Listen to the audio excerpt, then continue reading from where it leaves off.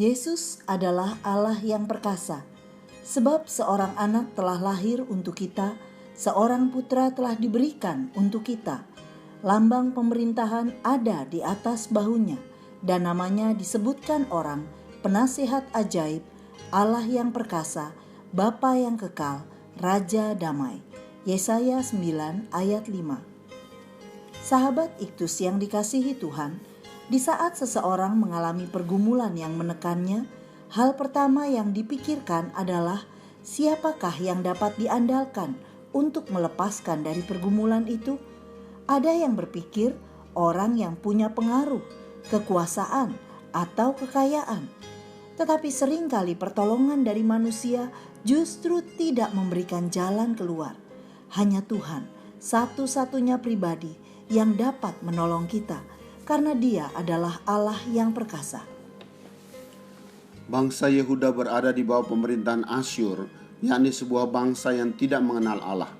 Berita penghukuman yang disampaikan oleh Nabi Yesaya dirangkaikan dengan berita penyelamatan yang dikerjakan Allah bagi umatnya. Yesaya 9 ayat 5 merupakan nubuatan mesianik yang menyatakan kedatangan Mesias sebagai Allah yang perkasa. Sebagaimana yang umumnya terjadi pada masa itu, kekuatan suatu bangsa sangat ditentukan dari keperkasaan Allahnya, dan Mesias yang dijanjikan diperkenalkan sebagai Allah yang perkasa. Demikian. 1. Mesias itu adalah Allah. Sebutan Allah yang perkasa, El Gibor, pasal 9 ayat 5, tidak mungkin dapat dipahami tanpa memperhatikan situasi historis di baliknya. Pada waktu itu bangsa Yehuda sedang menghadapi kemelut secara politis dan militer. Mereka sedang dikuasai ketakutan karena dikepung oleh bangsa Israel dan Aram. Pasal 7 ayat 1-2. Dominasi bangsa Asyur yang kian meningkat menjadi ancaman bagi bangsa-bangsa di sekitarnya, termasuk bagi bangsa Yehuda. Pasal 8 ayat 3-8. Di tengah ancaman seperti itulah janji tentang kedatangan Allah yang perkasa itu diberitakan, bahwa Mesias akan melepaskan kuk dan gandar orang-orang yang tertindas serta mematahkan tongkat si penindas. Pasal 9 ayat 3. Semua sepatu tentara akan dibuang ke dalam api. Pasal 9 ayat 4. Ia akan memiliki kekuasaan yang besar dan kekal. Pasal 9 ayat 6. Sebutan El Gibor sebagai bukti bahwa Yesus Kristus, Sang Putra, adalah Allah. 2. Mesias adalah perkasa.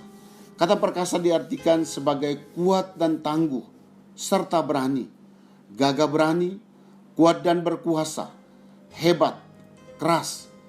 Sedangkan dalam bahasa Ibrani kata Gibor berarti very powerful atau strong. Dan dalam bahasa Yunani kata dunamos menggambarkan sebuah kekuatan yang tidak dapat tertahankan.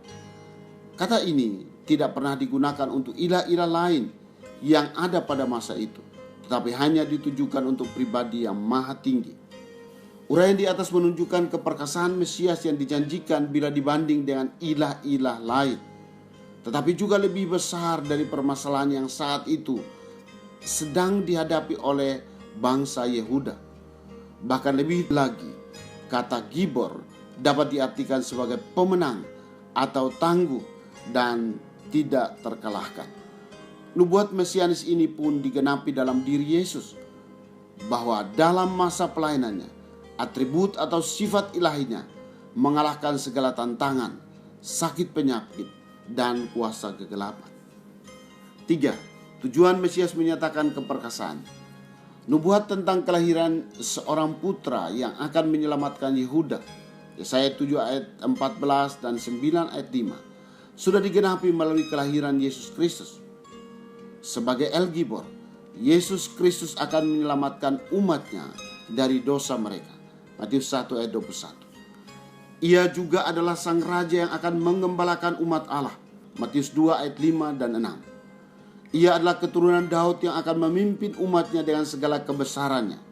Matius 1 ayat 1 ayat 20. Matius 2 ayat 5 dan 6.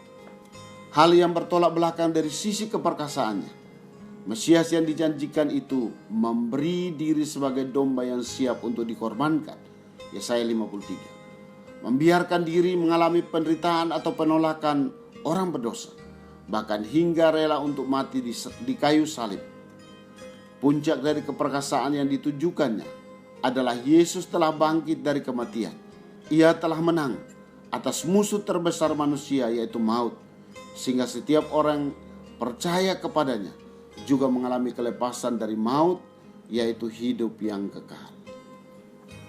Sahabat Iktus, Alkitab menyampaikan tentang dunamos atau keperkasaan Allah yang telah diberikan kepada kita yang telah memiliki Yesus dalam hati. Itu berarti bahwa kesanggupan untuk mengalahkan setiap tantangan atau permasalahan telah diberikan oleh Tuhan, dan kita menggunakannya dalam kehidupan secara pribadi maupun dalam pelayanan. Dengan alasan itulah, maka sesungguhnya kita tidak perlu merasa takut dan gentar dalam menghadapi situasi yang sesulit apapun, karena memiliki El Gibor. Tuhan membawa saya untuk mengerti tujuan tertingginya, yakni keselamatan jiwa lebih dari segala hal lain. Bahkan ia rela untuk menanggalkan kealahannya dan segala keperkasaannya untuk menebus dosa kita. Musuh terbesar telah dikalahkannya. Itu berarti tidak ada yang dapat menghalangi pemberitaan kabar baik demi penyelamatan umat manusia. Allah yang perkasa adalah Allah yang menyelamatkan. Sahabat Iktus yang dikasihi Tuhan, pergumulan apa yang sangat menekan kehidupan saya saat ini? Apakah saya mempercayai bahwa Yesus, Allah yang perkasa, pasti memberi kemenangan?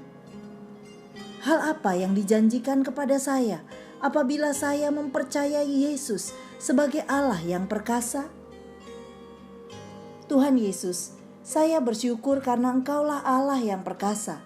Tidak ada yang dapat disejajarkan denganmu ya Tuhan, karena keperkasaan-Mu mengatasi ilah-ilah yang lain. Tidak ada yang lain dapat saya andalkan, apalagi ketika saya menghadapi situasi yang sulit dalam hidup ini, seperti sakit penyakit, kesusahan, dan jalan buntu. Engkau bukan hanya menolong saya secara jasmani, tetapi juga memberikan kebahagiaan sejati kepada saya. Amin. Yesus adalah pahlawan yang kekuasaannya tidak tertandingi.